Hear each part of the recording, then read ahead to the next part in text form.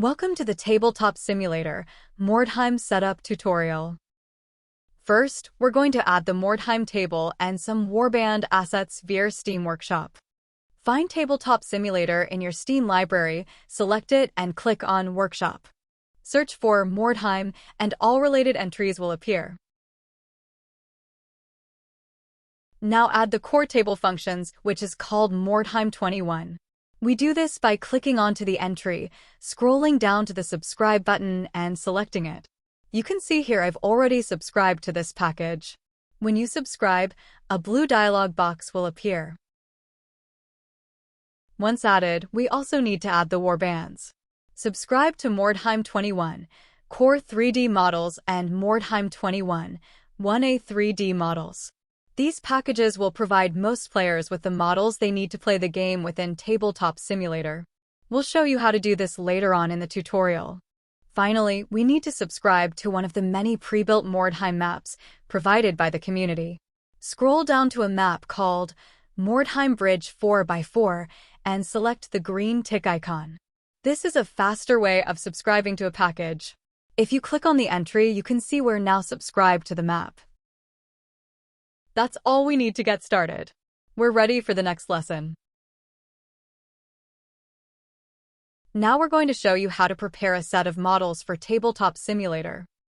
First, go to your Steam library, search for Tabletop Simulator, and press play. Once loaded, press Create Game, then select the Single Player option.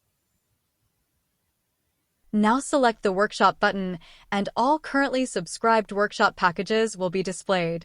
Find and select the Core 3D Models package. If this is the first time you've loaded the package, it may take a minute or two to download the assets needed. We're now going to save a Skaven warband for later use. Zoom in using the mouse scroll wheel and move with the WAS and D keys to locate the warband at the top right. If you hover over a model, you can see its name, then after 3 seconds, more detailed text. If you right-click, you can edit this text. Hold down the left mouse button and drag a selection box over all the Skaven models. They'll be highlighted in yellow when selected. Once done, right-click and select Save Object and give the warband a name. This will save the models to your saved objects under the Objects button on the top bar. This will allow you to load these models into any Tabletop Simulator game instance. To load the models, select Object, then Saved Objects. Click on the warband, and you'll be presented with a set of ghosted out models to place on the table. Left-click to place them, then right-click to remove the ghosts. Well done! You now have a warband ready to use. You can delete any loaded models by selecting them, right-clicking and selecting Delete. Now we're ready to hunt for some warpstone. It's time for me to familiarize you with the playing area. That's right, we're going to use a map. Like before, create a single-player game. Select the workshop, then load one of the pre-built maps.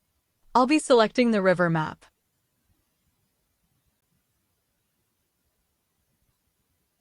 Rotate the camera by holding down the right mouse button and dragging the mouse in any direction. Zoom the camera by scrolling the mouse wheel up and down. Up zooms in, while down zooms out. You can combine this with the WAS and D keys to pan the camera in any direction. Load your Skaven warband using the Saved Objects menu and place them anywhere on the table. To move a model, click on it and drag it around using the left mouse button. When you release the button, the model will drop back to the table. By default, when moving a model, it will automatically rise above the object underneath it, which isn't the behavior we always want for the game. As you can see, we can't easily place the model underneath this overhang as it's auto-raising. In order to turn off auto-raising, right-click on the model, select Toggles, and deselect auto-raising by clicking on the option. We can manually raise a model by selecting it and holding down the R key now instead. So now we can easily move underneath any overhanging area. We also want to know how far the model is moving.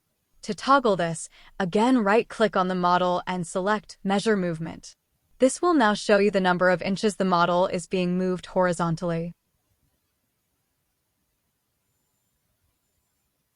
Sometimes, though, we want to know vertical movement when scaling a building. To do this, select the Line tool, then the Toggle 2D or 3D button.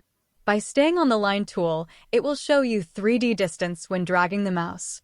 By selecting Grab, you'll be shown the 3D distance of the model move.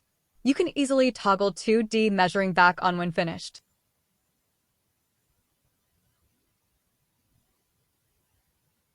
Game tokens can be found at the end of the table. These include tokens for Weirdstone, wounds, knocked down/stunned, hidden, and objective markers. To use them, just click and drag a token onto the table. You can drag as many tokens as needed during play and can use the same raising and movement measuring toggles mentioned before. Select and delete to remove markers when no longer needed. On each side of the table are interactive PDFs of Mordheim publications, including Warbands, the Hired Sword Compendium, Core Rules, the 2002 Annual, and Campaign Scenarios. Last but not least are the dice roller dials. Select from the dial the number of dice you wish to roll and press the X to remove them. You can roll up to 9 dice at a time, the results of which are printed for all players to see. This concludes our Mordheim setup tutorial. We hope you all strike it rich, or at least stay alive. May Sigmar protect. Good luck!